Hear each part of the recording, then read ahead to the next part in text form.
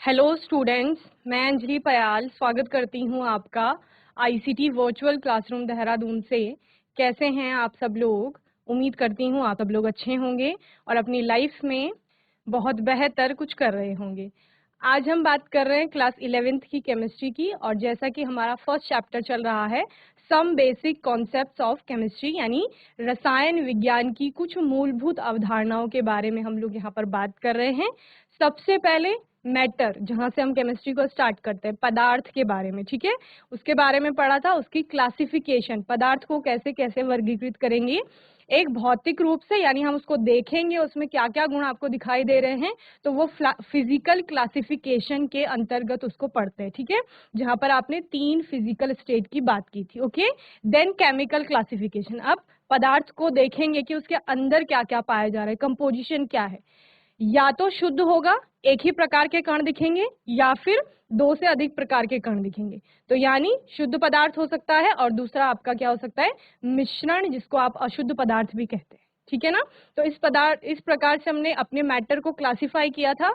Then units of measurement की बात की थी कि आपकी इकाइयां क्या क्या होती हैं, मात्रा क्या क्या होते हैं जिनमें किसी भौतिक राशि को मापा जाता है। ओके, तो उनके बारे में भी लास्ट सेशन में पढ़ा था। आज के सेशन में कुछ और नए टॉपिक्स पे बात करेंगे, तो आइए चलते हैं स्मार्ट बोर्ड की ओर। चलिए, some basic concepts of chemistry, first chapter है आपका। कुछ रसायन विज्ञान की कुछ मूलभूत अवधारणाएं। क्या क्या अवधारणा है? मैटर यानी कि पदार्थ क्या होता है, anything which has mass, occupy space यानी कि वॉल्यूम, द्रव्यमान है, आयतन है, तो पदार्थ होगा आपका, ठीक है। एग्जाम्पल्स, बुक हो गया, पेंसिल, वाटर, एयर, सारे आपके क्या है, मैटर है। ओके, क्लासिफिकेशन में आपने फिजिकल क्लासिफिकेशन, भौतिक वर्गीकरण देखा, रासायनिक वर्गीकरण देखा। भौतिक वर्गीकरण में भौतिक गुणों की बात करते हैं, जहां पर आपने कहा कि 3 फिजिकल स्टेट में हम मैटर को देखते हैं। छोटी क्लासेस से आप ये पढ़ते आ रहे हैं, सॉलिड, लिक्विड एंड गैस, यानी कि ठोस, द्रव और गैसीय अवस्था में पदार्थ को देखा जाता है। और ठोस के कुछ अपने गुण हैं, लिक्विड यानी द्रव के अपने गुण हैं, और गैस के कुछ अपने गुण हैं। तीनों के गुण एक दूसरे से लगभग अलग अलग हैं या भिन्न है, ठीक है ना। तो ये आप लोगों ने देख लिए थे कि क्या क्या गुण। शेप, साइज, शेप और आप वॉल्यूम की बात करते हैं, यानी आकार और आयतन की बात करते हैं, तो ठोस का दोनों निश्चित है।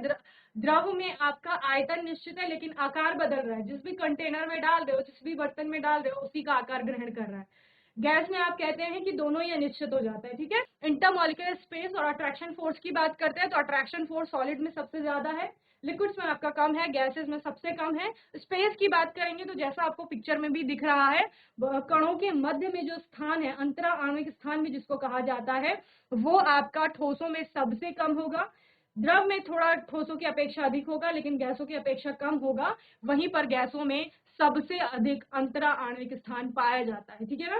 ठोस आपके रिजिड होते हैं, दृढ़ होते हैं, लिक्विड और गैस में दृढ़ता नहीं होती है, ठीक है। बहने का गुण आपका द्रवों और गैसों में होता है।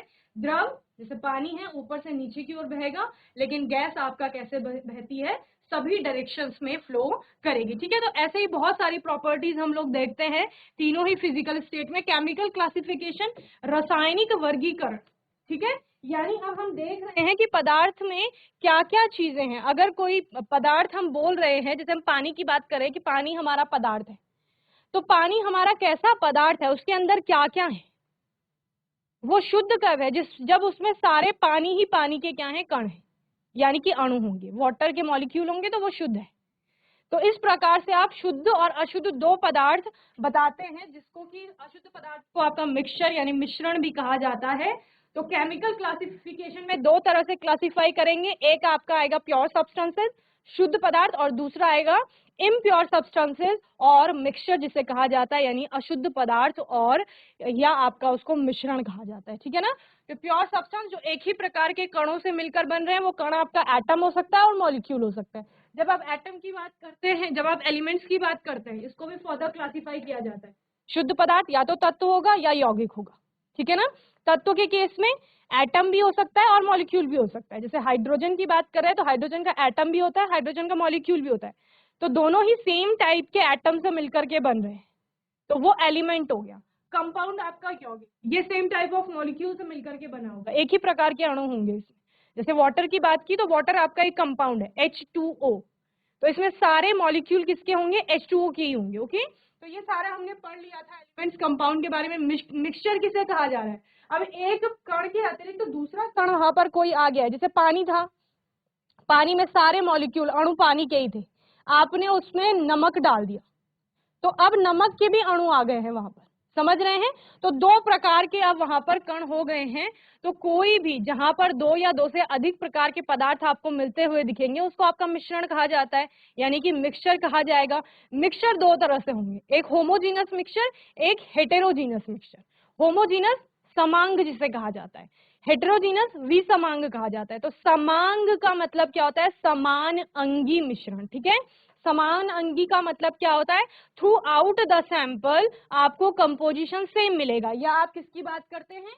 यूनिफॉर्म कंपोजिशन की बात करते हैं आप, ठीक है ना। यूनिफॉर्म कंपोजिशन क्या हो गया आपका? जैसे आपने पानी में नमक घोली, ठीक है, बहुत अच्छे से डिसॉल्व कर दी, थोड़ी देर के लिए रख दिया, उसके बाद आपने एक सिप लिया, तो आपने क्या देखा? पानी का जो ऊपर वाला पार्ट था वो नमकीन है। देन आपने धीरे धीरे सारा पानी पिया, बीच में भी उसका कुछ पार्ट था, और जो लास्ट वाला सिप आपने लिया तो वो भी उतना ही नमकीन था, यानी पूरी जगह नमक एक समान रूप से घुली हुई है। और आपको एज सच कोई बाउंड्री नहीं दिख रही है वहां पर कि हाँ यहाँ तक नमक है, यहाँ से यहाँ पानी है, वो तो एक समान रूप से घुल गया है। चीनी डालोगे वो भी एक समान रूप से घुलेगी, तो वो आपका होमोजीनस मिक्सचर यानी समांग मिश्रण कहलाते हैं।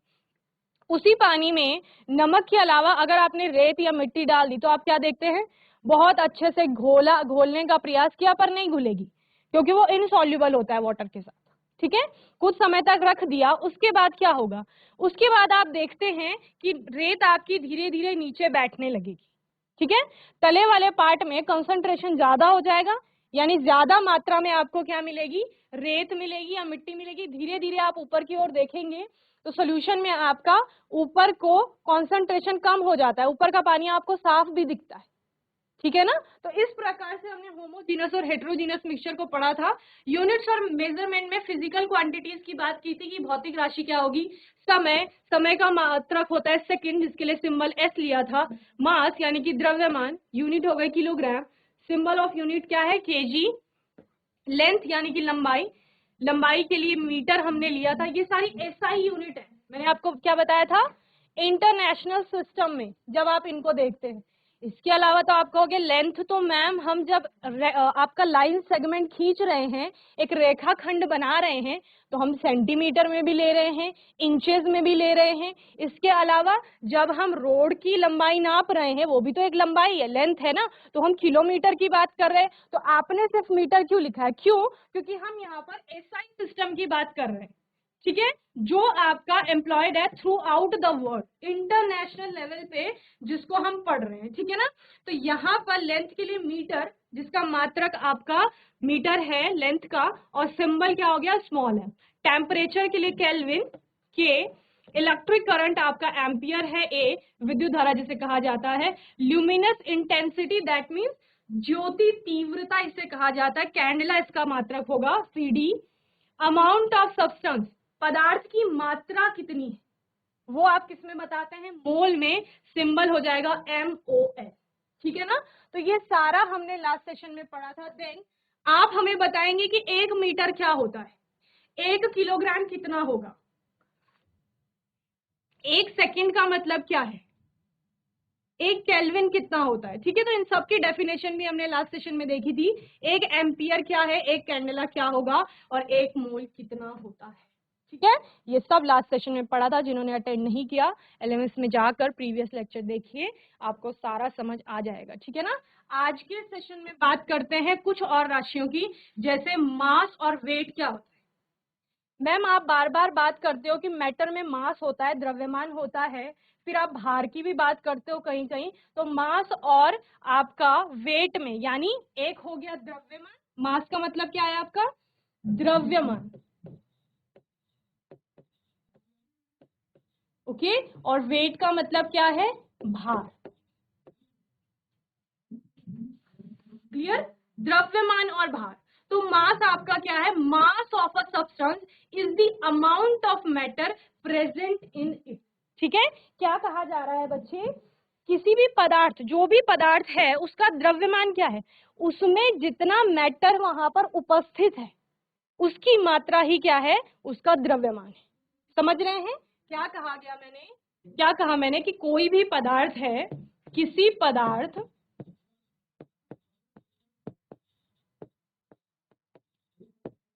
का द्रव्यमान, किसी भी पदार्थ का द्रव्यमान, कोई पदार्थ है सपोज, ठीक है, आपके पास कोई बॉक्स है सपोज, तो उसका द्रव्यमान क्या होगा? जितना भी मैटर उसमें वहां पर प्रेजेंट है, उपस्थित है, उसकी मात्रा को ही उसका क्या कहा जाएगा बच्चे? मास कहा जाएगा, यानी द्रव्यमान कहा जाएगा। किसी पदार्थ का द्रव्यमान उसमें उपस्थित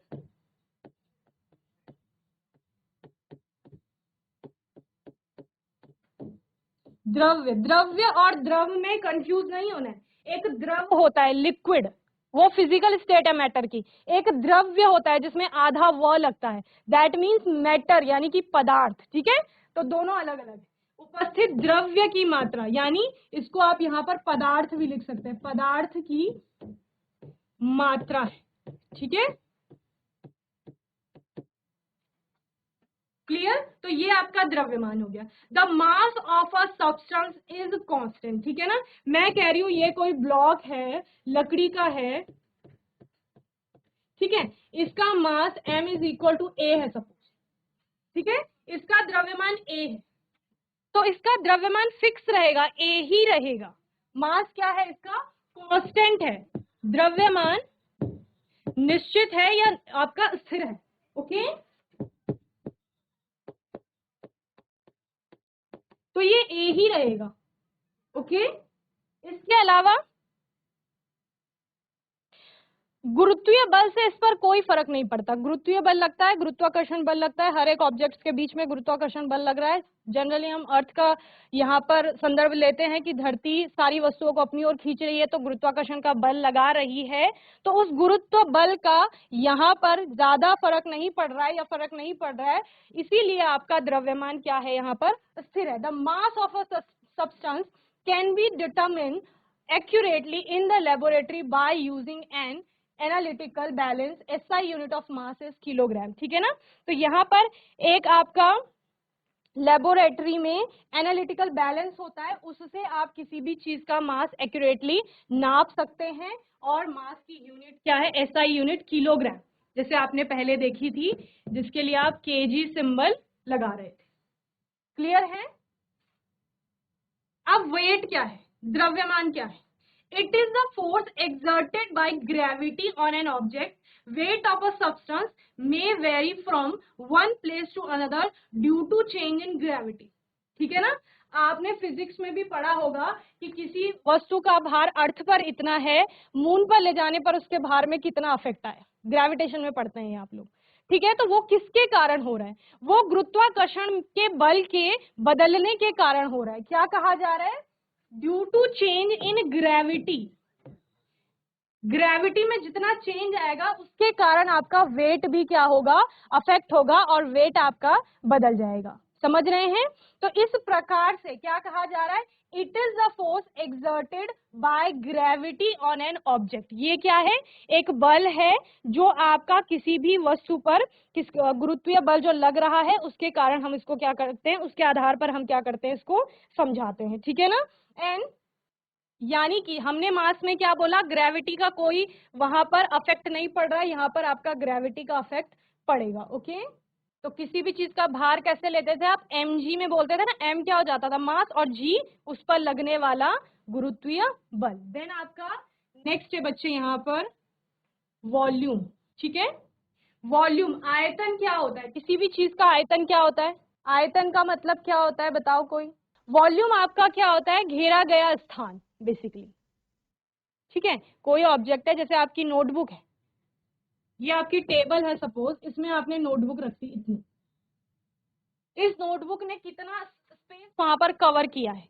कुछ तो उसने टेबल के पृष्ठ पर किया है, कुछ उसने ऊपर स्पेस की ओर कवर किया होगा, समझ रहे हैं ना। तो पूरा उसने जितना भी स्थान घेरा है किसी भी ऑब्जेक्ट ने, वो उसका क्या है? आयतन होता है, ठीक है। Volume mean space occupied by matter. पदार्थ के द्वारा घेरा गया स्थान ही क्या होता है? उसका आयतन होता है। It has the unit of length cube. इसका मात्रा क्या होता है?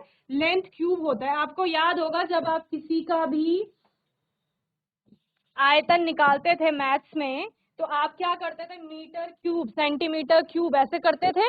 तो क्यूब वही कहा जा रहा है, लेंथ का क्यूब इसका यूनिट होगा। In SI unit volume is expressed in metre cube, ठीक है ना, मीटर की घात 3 एसआई यूनिट में। Clear? However, a popular unit of measuring volume, particularly in liquid, is liter.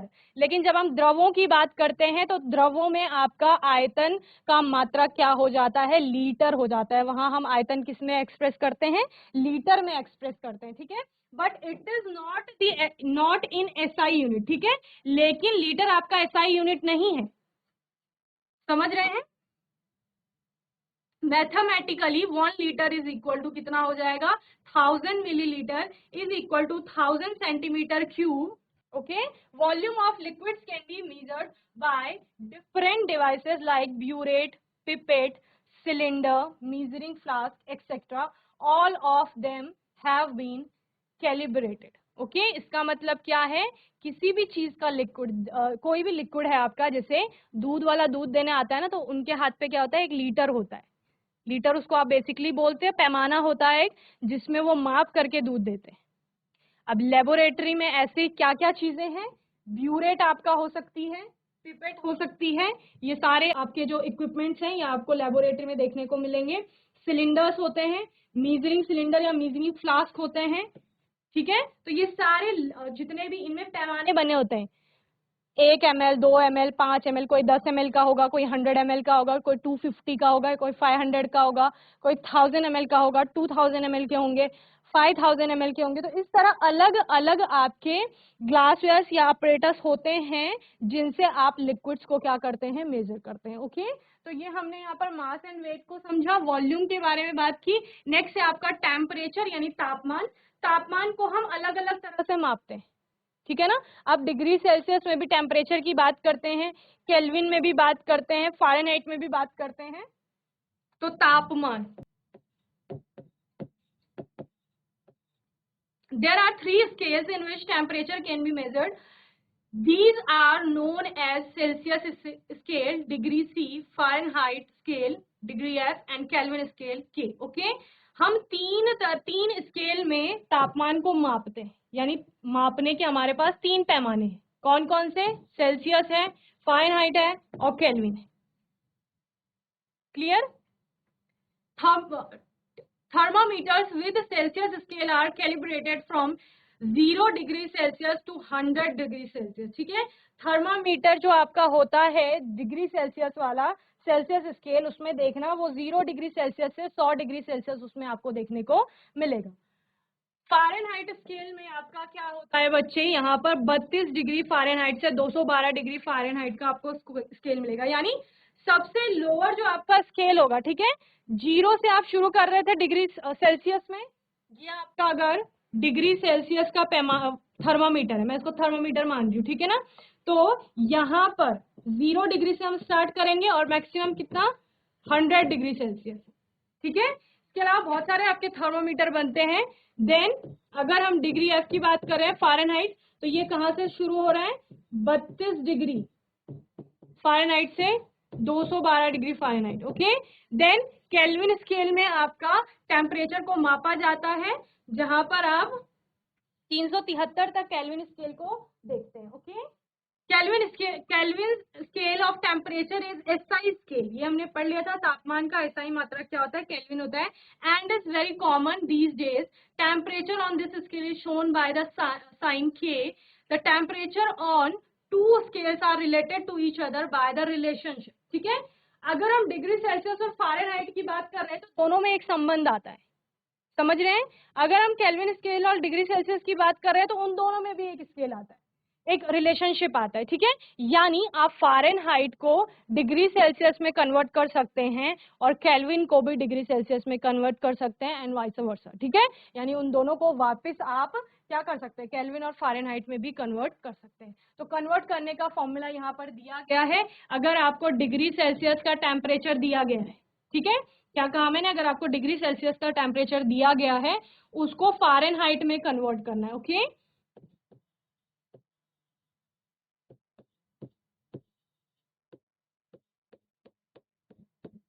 तो आप क्या करेंगे, डिग्री फ़ारेनहाइट में कन्वर्ट करने के लिए 9/5 इंटू डिग्री सेल्सियस प्लस 32 करेंगे। एंड अगर आपको क्या करना है, convert degree Celsius to kelvin. Okay, तो आप क्या करेंगे, डिग्री सेल्सियस के टेम्परेचर पे 273 आप बेसिकली ऐड करते हैं, 273.5 और कहीं पर 273.6 भी 16 भी दिया जाता है, इसको आप क्या कर लेते हैं, ऐड कर लेते हैं। ओके, सेम इसका उल्टा हो जाएगा, जब आप क्या करेंगे, केल्विन को डिग्री सेल्सियस में कन्वर्ट करेंगे, तब आपका क्या हो जाएगा, केल्विन के टेम्परेचर से आप 273.15 क्या कर लेंगे, माइनस कर देंगे। क्लियर? इसका मतलब समझ रहे हो आप क्या हो रहा है, 0 डिग्री सेल्सियस 273 केल्विन, ये आपका केल्विन स्केल था जो मैंने आपको बताया 373 केल्विन, और ये स्टार्ट हो रहा है कहाँ से, 273 केल्विन। तो ये सारे जो है ना, ये सेम टेम्परेचर है, यानी अगर आप गर्मी की बात करोगे या ठंडक की बात करोगे तो इन टेम्परेचर पर समान होगा वो। 0 डिग्री सेल्सियस, 273 केल्विन और 32 डिग्री फ़ारेनहाइट एक समान है। और तीनों ही क्या है, 0 डिग्री सेल्सियस क्या होता है, हिमांक आप बोलते हो, फ्रीजिंग पॉइंट, ठीक है, तो वो होता है जल का। तो तीनों ही आपके अलग अलग सेल्सियस स्केल पर आप उसको बता रहे हो, ठीक है। चलिए मुझे बताइए, इतना समझ आया, हैंड रेज करो समझ आया है तो, हाथ उठाइए। चलिए very good. Then quantity with symbols, कुछ और आपके क्वांटिटीज हैं जिनके सिंबल्स के बारे में और एसआई यूनिट्स के बारे में बताया गया। देखो वेलोसिटी, वेलोसिटी क्या होता है, वेग होता है, विस्थापन बटे क्या कहते हो आप, समय, यही कहते हो। वेलोसिटी इज इक्वल टू क्या होता है, डिस्टेंस अपॉन टाइम, या टाइम ड्यूरेशन, जो भी कहते हो। डिस्टेंस किस में नापते हो, डिस्टेंस क्या हो गई, लेंथ, लेंथ का यूनिट मीटर, मीटर आ जाएगा यहां पर। और टाइम किस में ले रहे थे, सेकंड में, सो क्या हो गया, यूनिट हो गई मीटर पर सेकंड, या मीटर सेकंड इनवर्स आप कहते हो। तो ये आपका सिंबल आ जाएगा इसके लिए, या आप इस प्रकार से भी लिखते हैं। ओके, एरिया, एरिया आप निकालते हो किसी भी चीज का, सपोज मैं निकाल रही हूँ यहाँ पर रेक्टेंगल है ये आपका, एरिया क्या होता है, L into B, length into breadth. Okay, length और ब्रेथ दोनों क्या है, लेंथ ही है, लंबाइयां ही है, दोनों की मात्रक मीटर, मीटर इंटू मीटर, तो क्या हो गया, मीटर का स्क्वायर हो गया, वर्ग हो गया उसका, स्क्वायर मीटर या मीटर स्क्वायर। तो ये आपका क्या आ गया, सिंबल आ गया। क्लियर? वॉल्यूम, वॉल्यूम आप क्या करेंगे, जैसे हम उसका निकाल रहे हैं, क्यूबॉइड है आपका कोई, तो क्या होता है, L into B into H. अब तीन लेंथ आ गई आपके पास, meter into meter into meter, तो मीटर का क्या हो जाएगा, क्यूब हो जाएगा, क्यूबिक मीटर। क्लियर? डेंसिटी, घनत्व जिसे कहा जाता है, क्या होता है, द्रव्यमान बटे आयतन, द्रव्यमान किलोग्राम में आएगा, आयतन किस में आएगा, अभी निकाला मीटर क्यूब में, तो क्या हो जाएगा, किलोग्राम पर मीटर क्यूब, या किलोग्राम मीटर की पावर -3। तो इसी तरह से आपके सारे जितने भी आप यहाँ पर क्वांटिटीज देख रहे हैं, उनके लिए उनके एसआई यूनिट्स, और उन एसआई यूनिट्स के लिए उनके सिंबल आ जाएंगे। जैसे एनर्जी को जूल में आप लोग बताते हैं, लेकिन जूल है क्या, किलोग्राम मीटर स्क्वायर पर सेकंड स्क्वायर। ओके, क्या है ये, किलोग्राम मीटर स्क्वायर पर सेकंड स्क्वायर। ओके, फोर्स क्या है आपका, बल क्या है, न्यूटन में आप उसको बताते हैं किलोग्राम मीटर पर सेकंड स्क्वायर। फ्रीक्वेंसी साइकिल पर सेकंड, हर्ट्ज में आप उसको बताते हैं। प्रेशर पास्कल में या न्यूटन पर मीटर स्क्वायर। इलेक्ट्रिकल चार्ज, विद्युत आवेश, कूलम में बताते हैं, एम्पियर सेकंड, एएस का सिंबल होता है। ठीक है, तो इस तरह से इस टेबल को नोट कर लेंगे जल्दी से, फिर आगे चलेंगे। होमवर्क में क्या करोगे, सारे फॉर्मूले अच्छे से पढ़ लोगे, समझ रहे हो, velocity, area, volume, density, energy, force, frequency, pressure, electrical charge, मैं भी देख रही थी कि फिजिक्स में भी आप लोगों का यही चल रहा है, यूनिट ऑफ मेजरमेंट। तो क्या करेंगे, सेम ही चीज तो है, जो एनर्जी वहां है वो एनर्जी यहाँ भी है। तो बस एक बार तैयार कर लो, दोनों के लिए हो जाएगा, दोनों सब्जेक्ट्स के लिए। ओके, आने वाले सेशन में हम लोग बात करेंगे साइंटिफिक नोटेशंस की, कि क्या होते हैं इनमें। आपका मैथमेटिकल ऑपरेशंस किस प्रकार किए जाते हैं, मल्टीप्लिकेशन एंड डिवीजन, यानी गुणा कैसे होता है, भाग कैसे होता है वैज्ञानिक संकेतनों का, और जोड़ और घटाना किस प्रकार होता है, एडिशन एंड सब्सट्रैक्शन, इसको पढ़ लेंगे। देन उसके बाद आपका इंपॉर्टेंट टॉपिक आता है लॉज ऑफ केमिकल कॉम्बिनेशन, यानी रासायनिक संयोजन के जो नियम हैं उनके बारे में हम लोग पढ़ेंगे। ओके, चलिए। तो बच्चों, मैं उम्मीद करती हूँ आज का सेशन आपको अच्छे से समझ में आया होगा। आपका कोई भी डाउट होगा, कोई भी क्वेश्चन होगा, तो आने वाले सेशन में आप लोग पूछ लेंगे। आज हमने कुछ और भौतिक राशियों के बारे में पढ़ा, उनके मात्रकों के बारे में पढ़ा, और इनको आप अच्छे से तैयार कर लेंगे। आने वाले सेशन में हम लोग साइंटिफिक नोटेशंस यानी वैज्ञानिक संकेतनों पर बात करेंगे। साथ ही उसमें आपके मैथमेटिकल ऑपरेशंस किस प्रकार से किए जाते हैं उनको, क्योंकि वो इम्पॉर्टेंट टॉपिक बनता है आपका आगे जब आप न्यूमेरिकल करते हैं यहाँ पर फिजिकल केमिस्ट्री में, तो फिर वो आपको करना होता है। ठीक है ना। साथ ही साथ आप लोग एक बार रासायनिक संयोजन के जो नियम हैं आपके 5 इम्पॉर्टेंट, उनको पढ़ लेंगे, और फिर हम आने वाले सेशन में इन्हीं पर बात करेंगे। ओके, और तब तक के लिए ICT वर्चुअल क्लासरूम से जुड़ने के लिए धन्यवाद।